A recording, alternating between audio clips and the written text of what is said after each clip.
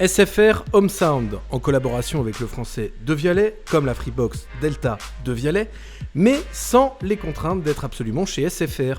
Et vous allez voir que c'est l'enceinte de tous les paradoxes. Précisons d'ailleurs qu'elle est aussi dispo aux États-Unis, groupe Altis oblige, même si bon, Jean-Kévin, tu vas me dire qu'ils sont en train de se casser la gueule, oui, mais une seconde, ça existe encore et c'est encore vendu, c'est pour ça qu'on en parle, non pas en veillée funèbre, mais on teste. Et oui, sous le nom d'Altis Amplify. Vous l'avez peut-être d'ailleurs vu passer dans des clips, notamment dans ceux d'Avamax. Allez, bien le bonjour à tous, c'est Kev.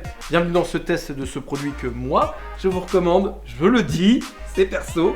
Mais justement, on va voir pourquoi. On commence d'abord par l'esthétique, comme d'habitude, en précisant qu'il ne s'agit que de la version M.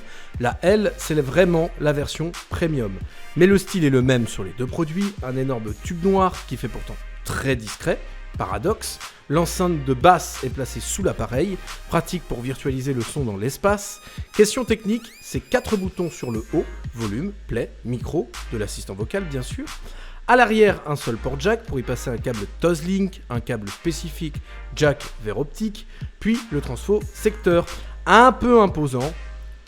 On trouve 3 haut-parleurs sur l'enceinte, dont un grave conçu par Devialet, et 2 full range. Niveau puissance et réponse de fréquence, on est sur du 90 décibels et une plage fréquence allant de 73 Hz à 20 kHz. Parlons usage et assistant vocal. Et là, je sens mon équipe qui me voit vite venir. Je dis plus rien sur ce sujet parce que vous allez encore dire que j'en fais des caisses sur ce sujet. Il y a OK SFR et Alexa intégrés là-dessus. Voilà, on dira pas plus. Ensuite, vous pouvez vous connecter, on a regardé tout à l'heure, en SPDIF, en Bluetooth 5, en Wi-Fi bien sûr pour pouvoir vous mettre à jour, en audio over Wi-Fi, c'est le nom barbare qui permet en fait la synchronisation avec le décodeur STB8 que j'ai à la maison qu'on vous a présenté dans une autre vidéo que vous allez pouvoir retrouver sur la chaîne. Pour la synchro, et c'est franchement pas mal parce qu'en termes de latence c'est très faible, voire il n'y en a pas d'ailleurs, donc c'est franchement bien foutu. Et puis, comment on contrôle ce beau bébé? On va vous faire quelques captures d'écran. L'appli SFR Home Sound, elle est réussie, mais elle est parfois aussi un peu brouillard. Et voici donc le test son comme il se doit.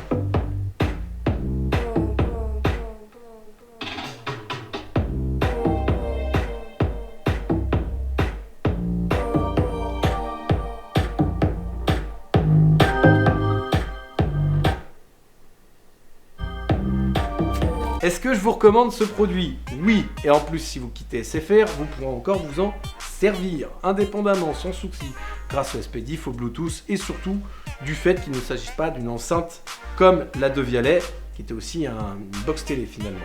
Parlons prix, si vous n'êtes pas client SFR, c'est 169 € pour cette version et 369 pour la Premium, qui est beaucoup plus grosse, qui a plus d'enceintes, 3 haut-parleurs en plus, 108 décibels.